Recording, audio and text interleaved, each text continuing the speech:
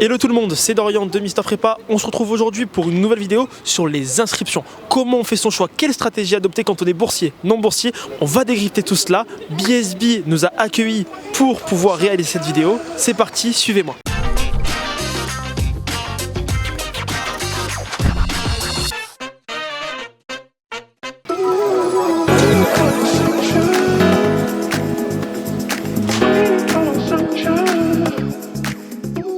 On est au sein de l'entrée principale de BSB et c'est parti, on va aller interroger plein d'étudiants de l'école pour savoir quelle a été leur stratégie d'inscription, quels sont les critères de choix d'école et quel a été leur choix final au CIGEM. C'est parti, je vous emmène avec moi.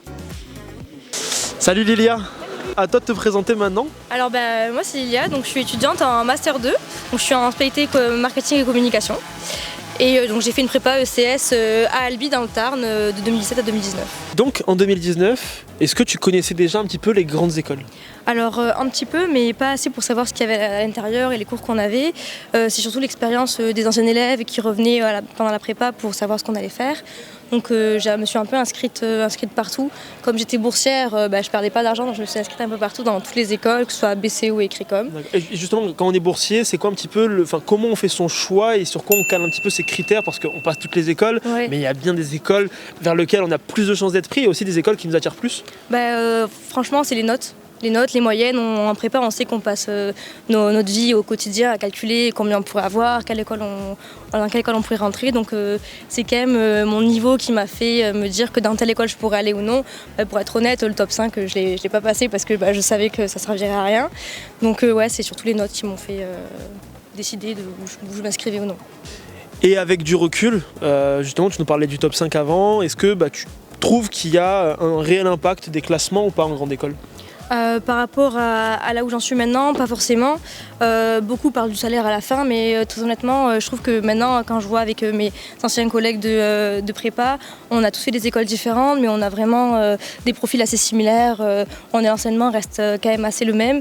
Et puis les débouchés, ça dépend de nos expériences, nos stages qu'on va faire au cours de nos années. Donc avec le recul, je suis contente d'avoir fait attention aux notes, mais maintenant je me dis que c'est pas forcément le plus important. Et toi, Lilia, étudiante en fin de parcours, tu as une prise de recul un petit peu sur la grande école. Quels sont les débouchés, les opportunités après une grande école, laquelle qu'il soit d'ailleurs, pour les étudiants qui vont s'inscrire pour la BCE et Écricom dans les jours à venir ? Honnêtement, on peut faire un peu tout ce qu'on veut. Actuellement, je suis alternante chez la régie publicitaire d'M6 et quand j'étais en prépa, j'aurais jamais imaginé pouvoir entrer dans une aussi grosse entreprise. Donc c'est vraiment la détermination et puis même le réseau des écoles qui sert énormément. Je pense peu importe les écoles parce que mes collègues dans ma propre équipe viennent d'autres écoles comme par exemple Schema ou ICN. Et donc ça peut être vraiment, ça dépend de nos expériences, de ce qu'on a envie de faire et puis le suivi relation école, en tout cas BSB nous aide beaucoup donc franchement on peut tout faire tout ce qu'on veut. Dans un second temps, il est primordial de regarder les dynamiques des différentes écoles, analyser les plans stratégiques. Vous pouvez d'ailleurs retrouver l'ensemble des présentations des écoles et des plans stratégiques sur notre site Planète Grandes Écoles. Il est également important de regarder l'évolution forcément des différents classements des écoles. On est à BSB, l'école qui monte, qui mange d'ailleurs du lion avec l'ouverture de son nouveau campus lyonnais il y a quelques années de cela. BSB qui a fait plus 7 sur le classement CIGEM lors des 10 dernières années. Mais il faut encore une fois regarder d'autres classements que uniquement le classement CIGEM. Il y a par exemple le classement Happy at School, le classement du meilleur accueil admissible Mister Prépa, le classement Change Now des écoles les plus engagées ou alors les divers classements nationaux mais aussi internationaux comme le Financial Times ou le classement QS.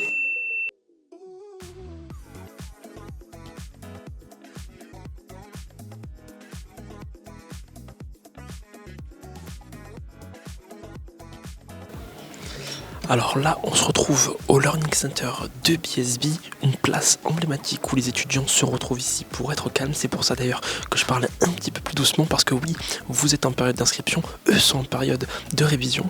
Et justement, il y a Habib, étudiant en master à BSB, et on va aller le voir pour connaître un petit peu sa stratégie au moment des inscriptions. Hello Habib, ça va ? Ça va et toi ? Ouais, parfaitement, je te remercie. Est-ce que tu peux te présenter, tu viens de quelle prépa ? Qu'est-ce que tu fais ici ? Alors, je m'appelle Habib, j'ai 21 ans, je suis en Master 1 de finance à BSB et je viens de la prépa ECT à l'ENC Bessières Paris. Génial. Et au moment des inscriptions BCE, comment tu avais fait ton choix, justement, en tant qu'étudiant ECT? Alors moi, en tant qu'étudiant en ECT, j'étais également boursier. Nos professeurs nous ont dit les boursiers, vous ne payez absolument rien. Du coup, il faut vraiment mettre toutes les écoles. Je pense que je me suis pas mis des bâtons dans les roues à essayer de faire seulement un top, puisqu'aujourd'hui je regrette absolument pas le choix que j'ai fait et je sais que c'est des opportunités, même si ces 3 semaines la BCE, c'est des opportunités qu'on n'a pas de passer des euros et de voir comment les choses se passent réellement dans les écoles, puisqu'il y a un fossé entre ce qu'on nous dit en prépa et ce qu'on fait réellement dans cette école du coup. Et justement, toi tu es en Master 1, tu as du recul, tu as déjà vécu une année de pré-master, l'année après la classe prépa, L3 ou pré-master. Et justement, comment tu as vécu un petit peu cette année à BSB? À BSB, l'année de pré-master elle est très importante puisque c'est le moment où réellement toutes les personnes se rencontrent, où on va également se plonger dans la vie associative, mais également c'est là où la plupart des personnes qui n'ont pas fait forcément prépa, puisque ça existe, vont revenir avec nous et avoir des cours spécialisés du coup dans des matières qu'on a sûrement vues ou pas vues du coup selon les prépas qu'on a fait. Habib, tu as justement fait le choix de BSB plus que notre école lors de 6e. Pourquoi ce choix? Alors j'ai fait le choix de BSB par rapport à trois critères que j'avais lorsque j'étais en prépa. Tout d'abord, lorsque j'étais en prépa, du coup, c'était très drôle. C'est très drôle maintenant pour moi. Je voulais travailler dans tout ce qui était la mode et le luxe. Et pour moi, une école qui était spécialisée dans ça ou qui avait un master spécialisé à l'intérieur de ce domaine-là, c'était très important pour moi puisque je savais que c'était des expériences et également des connexions que je pourrais faire pendant toute mon année scolaire. Ensuite, quelque chose d'un peu plus personnel, c'était le prix des loyers. Je savais que j'allais vivre. Venant de région parisienne, justement. Venant de région parisienne, je savais que le loyer c'était important. Je savais que je voulais pas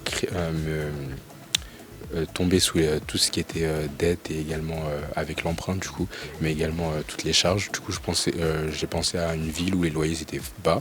Et Habib, tu as une prise de recul sur l'année de pré-master de L3, étant donné que tu es en Master 1. Donc concrètement, comment se traduit cette année au niveau associatif, au niveau académique? Alors sur le niveau associatif, j'étais surpris par tout ce que les associations de BSB du coup proposaient.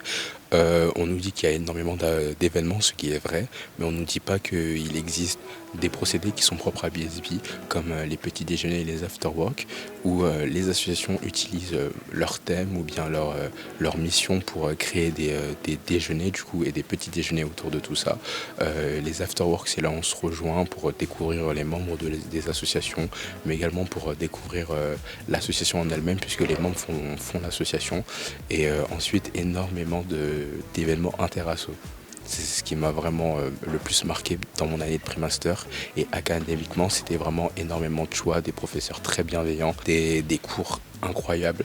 J'ai eu la chance de faire le parcours anglophone en pré-master et je me suis encore également en parcours anglophone en master 1. Et je sais que c'est un parcours qui semble dur, mais qui est très très très bien accueilli par la plupart des élèves ici, mais également par le corps enseignant qui est étranger mais qui essaie réellement de nous aider, de nous accompagner dans tout ce qu'on fait. Et qui ouvre de très belles opportunités internationales. Merci beaucoup Habib. Et on va aller encore à la suite d'autres étudiants et de l'école. C'est parti. 4e point à prendre en compte, c'est l'aspect financier. On peut distinguer 2 types de finances lorsqu'on est étudiant. Il y a dans un premier temps les frais de scolarité. D'ailleurs, vous pouvez voir un article à ce sujet sur Mister Prépa portant sur l'évolution des frais de scolarité en grande école. En effet, ces derniers ne cessent de croître et il est parfois difficile et complexe pour des étudiants de trouver un moyen pour financer ces frais de scolarité. C'est pourquoi les écoles mettent en place plusieurs dispositifs. Des bourses au mérite, comme c'est d'ailleurs le cas à BSB, l'école dans laquelle on se trouve aujourd'hui, des bourses tout court sur critères sociaux, mais également des dispositifs comme l'apprentissage ou l'alternance, qui ne cessent de se développer d'ailleurs en grande école, et qui permettent de financer les frais de scolarité tout en permettant à l'étudiant de gagner davantage en expérience professionnelle. Également le deuxième aspect à prendre en compte portant sur la vie étudiante. En effet, lorsqu'on est étudiant, ça coûte cher. Et il y a également l'aspect pécunier du loyer et de la ville dans laquelle on se trouve qu'il faut prendre en compte. Et c'est pourquoi davantage d'étudiants souhaitent s'orienter vers des villes plutôt provinciales, justement pour essayer d'avoir des loyers plus attractifs et d'avoir un meilleur confort de vie.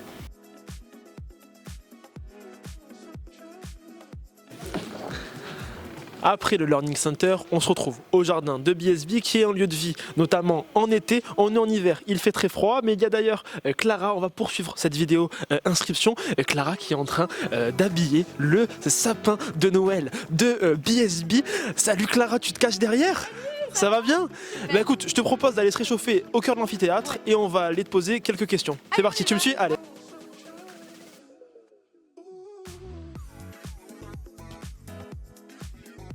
Donc il y a d'ailleurs beaucoup de conférences au centre de BSB. J'ai eu la chance de participer à une de ces conférences récemment. Et ben c'est parti, on va faire la conférence de Clara pour Mister Prépa et pour les inscriptions. On y va. On se retrouve dans l'amphithéâtre principal de BSB. Je suis accompagné de Clara. Salut Clara. Est-ce que tu peux te présenter, nous dire un petit peu d'où tu viens ? Ouais, alors je m'appelle Clara, j'ai 23 ans et je viens de Strasbourg où j'ai fait une prépa ECP en 3 ans. Au moment du choix SIGEM, quels a été, on va dire, les éléments marquants qui ont fait que tu as vraiment mis BSB en top 1 sur SIGEM ? J'ai mis BSB en premier choix parce que ça a vraiment été mon coup de cœur.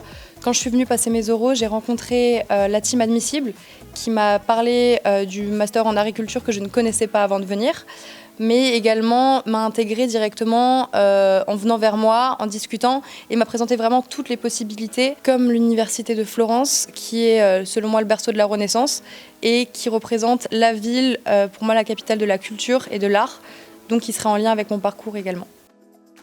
Tu es en Master 1, tu as déjà 1 an de recul sur l'année de pré-master qui suit justement l'année de classe préparatoire, les 2 années de classe prépa. Est-ce que tu peux nous dire un petit peu comment tu as vécu cette transition prépa grande école au sein de BSB ?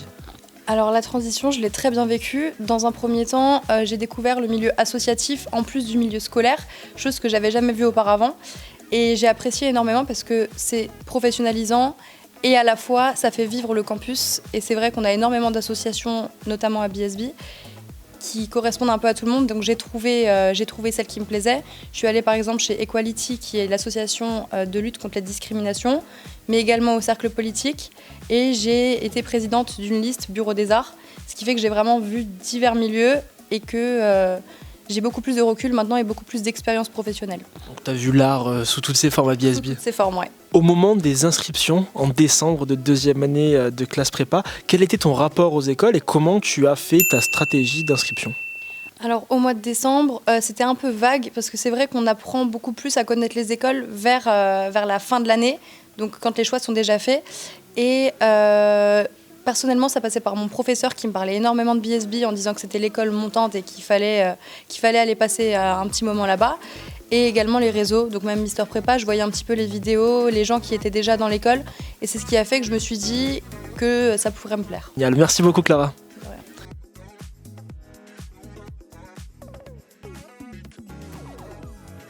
Donc on se retrouve avec Alexis, étudiant en Master 1 à BSB, à la salle de sport de l'école. Est-ce que tu peux te présenter un petit peu Alexis ?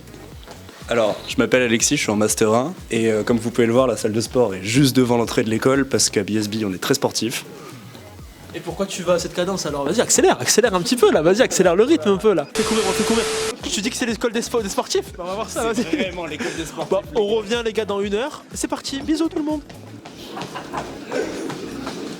Bon Alexis, on va passer aux choses sérieuses et on va passer à la suite de la vidéo tout de suite sur la stratégie d'inscription au concours.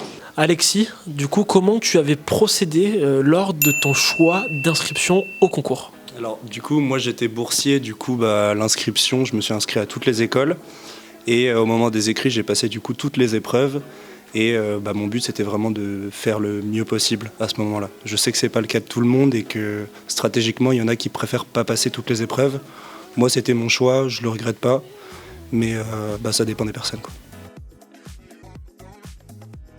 Donc après justement les épreuves écrites que tu as passées, les écoles définissent des barres d'admissibilité qui sont moins lourdes que ça. Elles sont moins lourdes, elles sont parfois élevées mais moins lourdes. T'es prêt là ? On coupe ça au montage. T'es prêt ? C'est pas un squat. Les résultats d'admission, les épreuves orales, doucement. Et le Tour de France vient ensuite, le choix SIGEM après les épreuves orales. Comment et sur quels critères sont reposés tes choix lors de la procédure SIGEM ? Allez. Respire, c'est bon. Moi, pour choisir mes écoles, j'ai vraiment fait... déjà, je les ai toutes passées, toutes celles que j'avais eues aux oraux. Et je voulais vraiment passer toutes les écoles sans a priori et les découvrir parce que je connaissais aucune école parfaitement. Je connaissais pas tous les programmes par cœur, etc. Et BSB, ça a vraiment été la surprise sur tous les points, tant le programme que l'accueil. Forcément, la team admissible, ceux qui ont été là pour nous accueillir, ça a joué. C'était un biais, entre guillemets. Mais vraiment, la ville, le campus, tout m'a plu. Et ça a été le coup de cœur et top 1 au 6e, quoi. Donc on dit de BSB quelle est l'étape coup de cœur, ça a été le cas pour toi, donc il faut justement passer BSB lors des inscriptions et pour justement vivre un petit peu cette émotion que tu as vécue, il faut venir à Dijon pour découvrir la ville et aussi à Lyon forcément parce que BSB est aussi implanté à Lyon et d'ailleurs ensuite en grande école. Concrètement, qu'est-ce qu'on y fait d'un point de vue associatif, académique, professionnel? Est-ce que tu peux un petit peu nous décrire ce qu'on fait en grande école? Ouais, carrément. Alors déjà, en grande école, moi j'avais un parcours vraiment scientifique, j'ai fait un bac S et une prépa ECS, du coup j'ai vraiment découvert toutes les matières liées au commerce, donc de ce point de vue-là ça a été vraiment complètement différent de ce que j'ai pu faire avant. Ensuite, la vie d'un étudiant à BSB c'est vraiment la transition vers le monde professionnel, donc pour ça il y a les 30 assos de l'école. Moi j'en ai fait 2, j'ai listé BDE et j'ai fait l'assaut de sport extrême, les MAD. Et ensuite, il y a tous les stages, les intervenants, et du coup, ça change vraiment de ce qu'on peut faire avant. Et on sent vraiment qu'on apprend des choses utiles pour la suite et qui sont concrètes dans notre parcours. On va découvrir le Tour de France d'un étudiant en grande école de commerce. C'est parti. Allez, vas-y, go, allez, faut aller la chercher l'école là, faut aller la chercher. C'est parti, il y a le 6e au bout là. Le 6e.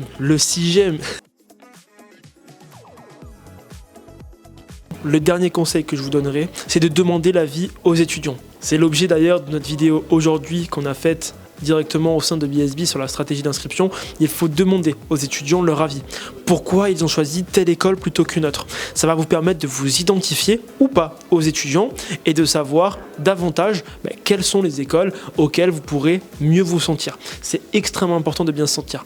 Demandez aussi des avis aux professeurs, à vos parents s'ils connaissent un petit peu l'écosystème ou à des acteurs, à l'instar de Mister Prépa. On vous répond sans souci sur l'ensemble des réseaux, 100% objectivement et en toute transparence sur votre choix d'école.